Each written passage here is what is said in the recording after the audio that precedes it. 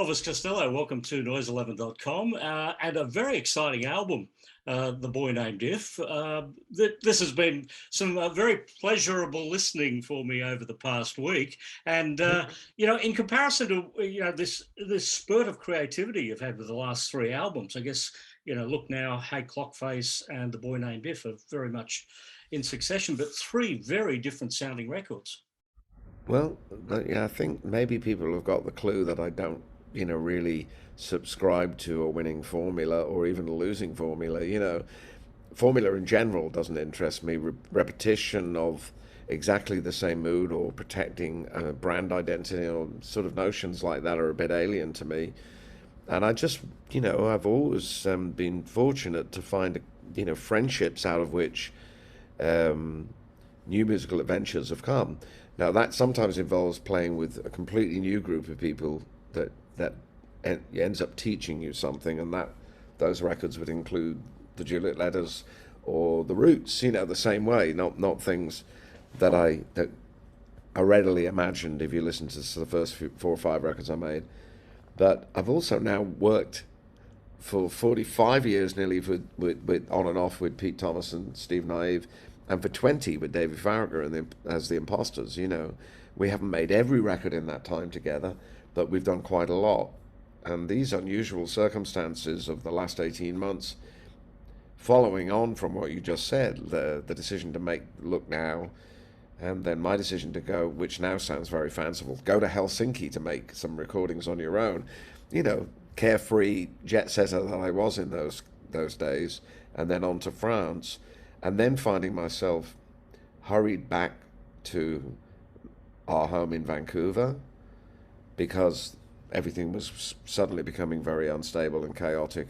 Borders were closing, so that those circumstances allowed me to gather those recordings together as say Clockface, and as we finished that record and delivered it, we also had Spanish Model, which was another thing that we've been working on for a couple of years, that then had to await a moment to release it.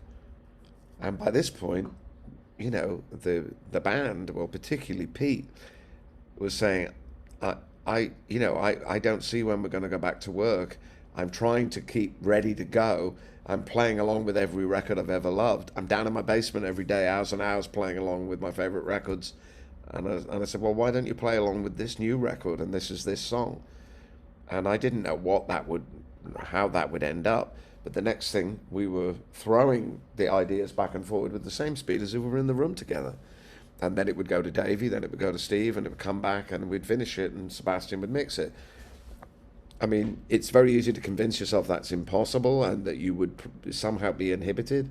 I think the evidence of your ears is that we were very far from inhibited. In fact, I'd go so far as to say, in some peculiar way, we seem to have less inhibition in playing this forthright music than we would have done if we'd actually been in the room together. I can't really explain why, except that maybe Peter's in his basement playing the Gretsch kit that he began on this year's model, and he uses that as his practice kit because I guess you don't want to take such a beautiful instrument out on the road and have it trashed.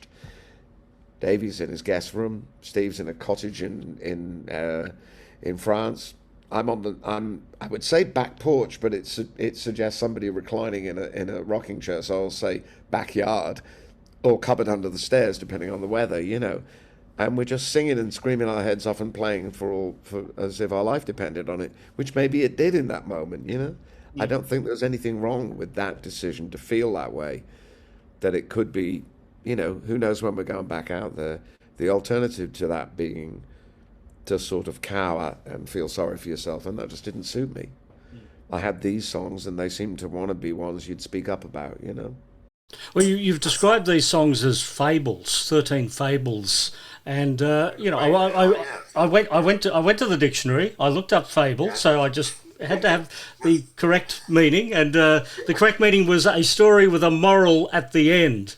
So that made me go digging in deep to the lyrics to see what the morals were. Well, I And think I maybe need to amend that definition to be faulty fables then, because I think these songs actually have a marked absence of a moral and the moral of the story as conclusion. In fact, they more often than not leave the you know the conclusion, or the thing you may draw from the story dangling a little bit for the listener to decide. So maybe it is a fable, but one that's only completed by the listener. See how cleverly I got out of that?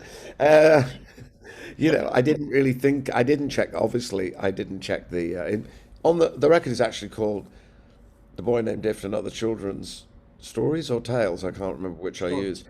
And really, only got as far as drawing an actual book as the cover until they said to me at the record company that there might not be a vinyl edition initially.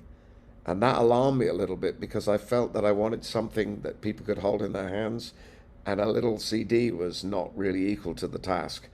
And I was concerned that having found these songs that seemed to want to be together, perhaps more than some others that were written over a longer span of time, because these were written fairly close together, that they might just all float away, because that the stream invites even the thought that that could happen.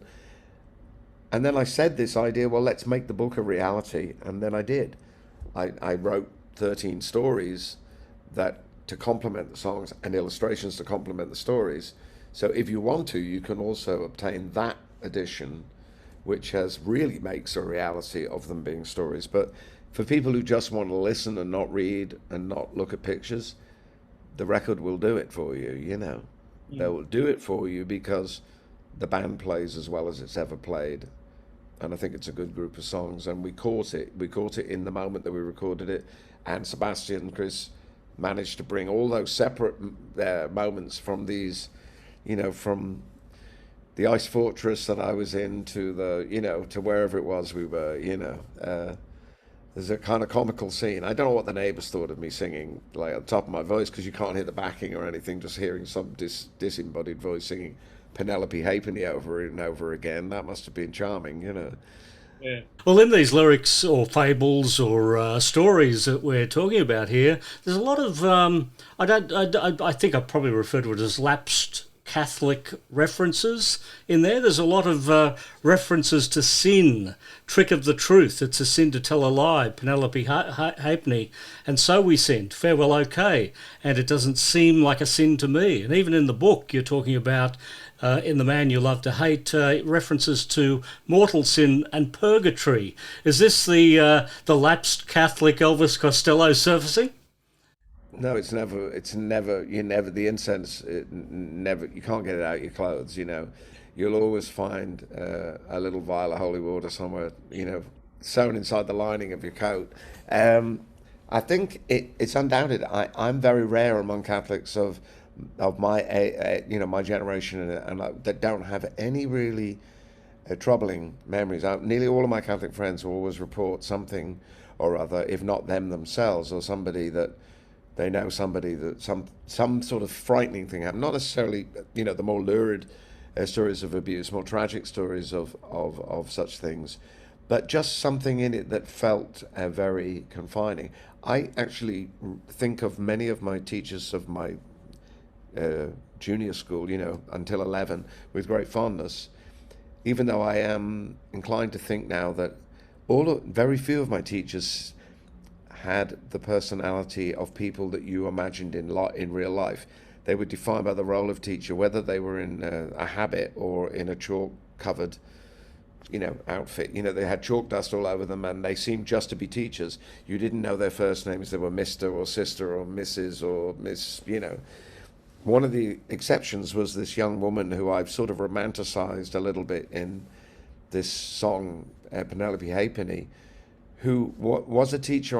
I don't remember exactly what age, but she was just there for maybe one term, as I recall, and was clearly a person with a life other than that, and clearly didn't really want to be teaching. Even at that age, we sensed that this was a temporary occupation. She was somewhat distracted and would talk about her life and things she'd done, the career she'd had before she was a teacher, and kind of life that she lived away from being a teacher in a way that was absolutely fascinating and I suppose kind of thrilling. Not because of anything we imagined her to represent for us as just teenagers, but just because it was a glimpse through a door to a world you couldn't be in. So that's what that song is concerned with. I don't know that the sin part is anything that I did.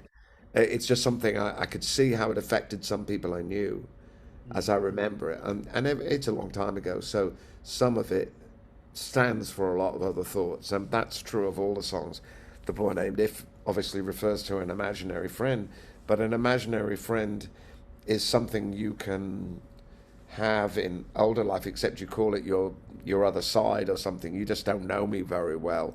And that's really just like saying, I don't want to take responsibility for the things I do. It's much less endearing in a 37-year-old than it is in a 7-year-old, you know.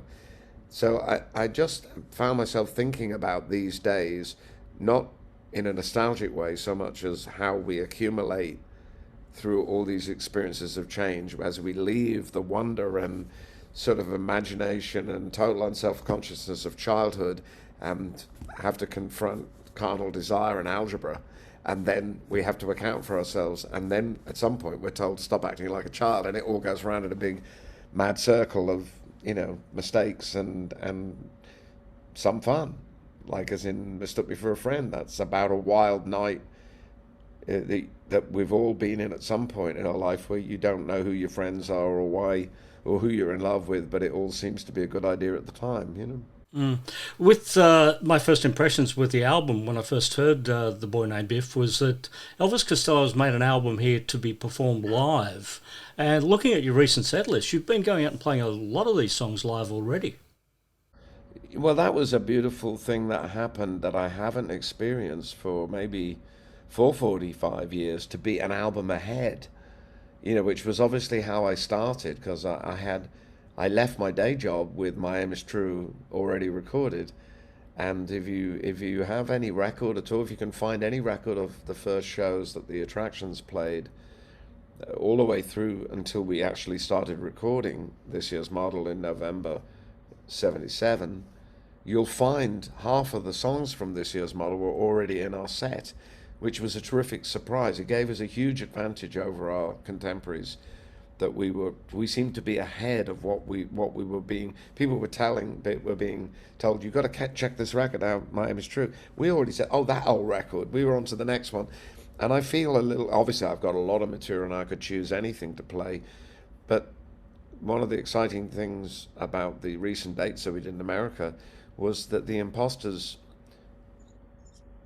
were taking possession of No Flag and Newspaper Pain from the Hey Clockface record and turning them into something entirely different. And we were suddenly in the middle of a show, play 2 or 3 songs people knew us for from much longer ago, and then play The Boy Named If or Mistook Me for a Friend and have that surprise be all at once, you know. And people seem to respond to them. There were, I think, 7 or 8, 9 either unreleased or unheard in that rendition songs in the set every night. And that changes everything. It changes the older songs as well for the better, because you arrive at them from a different route. And they start to change shape and feel like more alive, because there's a sense of being really alive in the moment when you're having to say, well, nobody knows this song, so you can't count on any sentiment for it. It's all about how well we play it in that moment, you know. Your set lists are quite incredible in that you can, I guess, go back and drop in the unexpected time warp. A track, Motel Matches, has been getting played quite a lot this year. And, even though that was a 41-year-old song, I don't think you've even started playing it till around 2007. Do you go back and discover your past? Yeah, I always liked it, but I always suspected that it was a country song of a kind in disguise, despite coming from Get Happy, which was largely based in R&B kind of styling. And we tried very hard to bring it into that world, but when you just play it the way Steve's been playing it on the piano, he's been playing the original introduction, and it just sets it up very well. It just sits well particularly between a couple of these newer songs. And I've really enjoyed singing it again. We also found a new kind of arrangements of Every Day I Write the Book and Indoor Fireworks, and a radically different arrangement of Brilliant Mistake, which put the emphasis more on the lyric and less on the melody. Um, so all of these things, and we also had a couple of other elements in the live show. One was that Charlie Sexton joined us on guitar, so we were able to arrange everything in the set differently. Uh, I was able to lay out more. He would cover parts that I would. Sometimes there's a little conflict between singing and playing a part, that requires a particular kind of dexterity while you're actually singing in a different sort of phrasing. He was covering those parts. And Davey took up the double bass. He took up the upright bass, which you hear on Took Out the Truth, but he used it throughout the set on all sorts of different songs of different vintage. And something about that just changed our approach to rhythm in a really positive way.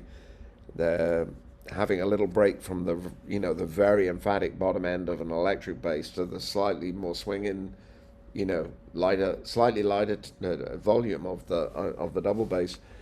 I loved playing with that, and Davey, is such a great musician and such a credible groove he has. Hearing him actually play what to him is a new instrument, that takes a little bit of daring, and we were all approaching it slightly differently, which never is a bad thing because you don't get set in your ways. You've talked to me before about the influence that your father had on you, with basically being the sounding board, your musical mentor, whenever you have recorded an album and playing it to him before it was released. Who are you using now as your musical mentor? Well, I don't know. I don't know that that's quite right, the word I would have chosen. I certainly must have said to you at some point that I really love that moment of taking any record, however different it was from the music that my father played. I suppose it was a curious story that I tried to tell in a 600-page book about the very small amount of time that I actually spent with my father, because my parents separated when I was quite young, but perhaps making more precious the time that we did spend together, and much of it in the context of music, from the age of 8 or 9, not just before he left the family home, when he was singing on the radio and I would listen to him rehearse, to much later in life when I was bringing my records home to play to him and watching his reaction to different harmonies, different things in the orchestration of the record, whether it was a loud rock and roll record or something like Jimmy Standing in the Rain, which almost sounded like a song that his father might have heard in the 20s in New York when he went there as a musician. My father died 10 years ago, the week before last on Wednesday.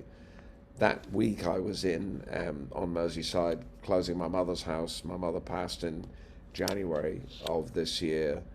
And truthfully, it says something about, I suppose, invention or curiosity of a writer, that I spent 600 pages telling the story of 3 generations of McManus musicians.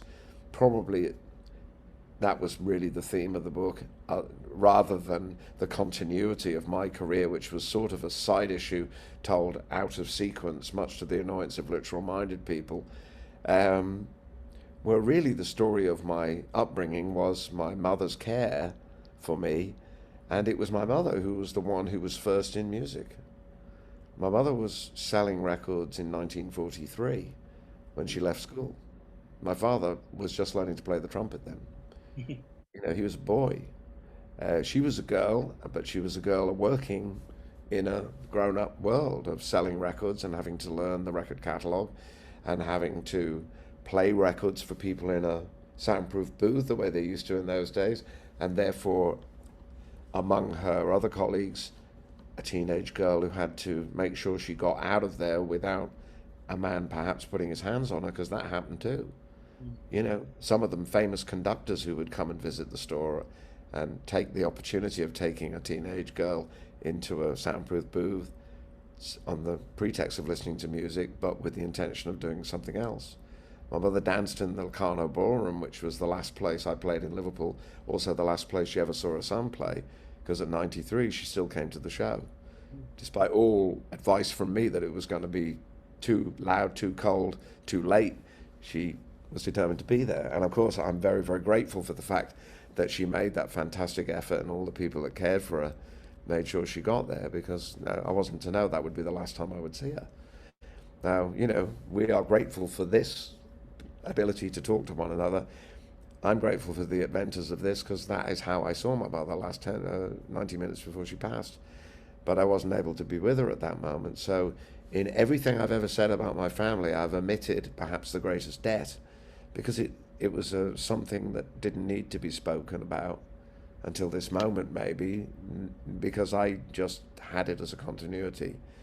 And I mean, I also enjoyed taking the records home to play to both my parents, and I'm very fortunate in having had that until 83 and 93 in my life at 67, because there are people I've known who have grown up in the absence of the love of any parent, or the hostility or anger of an unhappy parent. So I know not everybody enjoys that kind of relationship.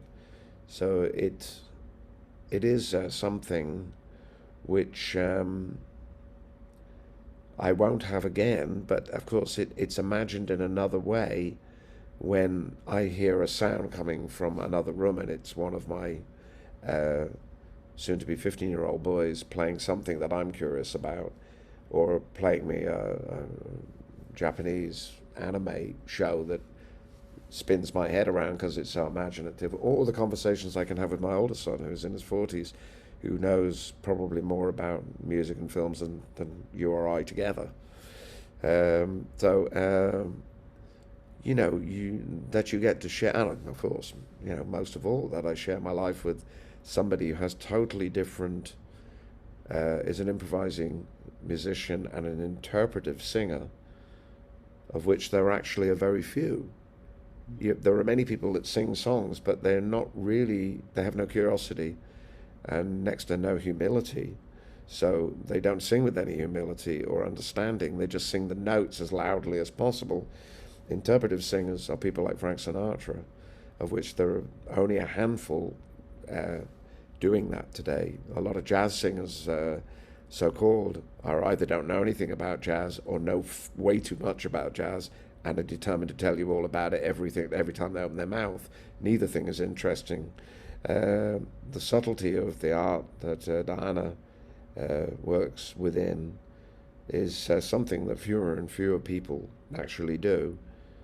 And the kind of songwriting that I'm respond to and have tried to do is also relatively rare now, because a lot of people create music using very different methods and tools. I'm not belittling them, but they are different. You see that in there. They're only trying to play 2 bars or 4 bars worth of music and construct a continuity of music over 3 or 4 minutes, that it might take 8 people to write a song that sounds like half a person wrote it, But nevertheless, that's the way it's being done now, and who am I to say? Some of those records are selling millions, and that's fantastic. Yeah. Well, Elvis, it's been great to talk to you again. The Boy Named If is the new album, which will make a lot of Elvis Costello fans very happy, I would say. Hopefully, and let's hope some other people as well that maybe have never thought to listen before. You never know. There's always that chance. Absolutely. Hopefully, we see you in Australia soon. I hope, yes. It's going. We always look for that. It's been far too long, so let's hope that it's within the next year that we can finally get there.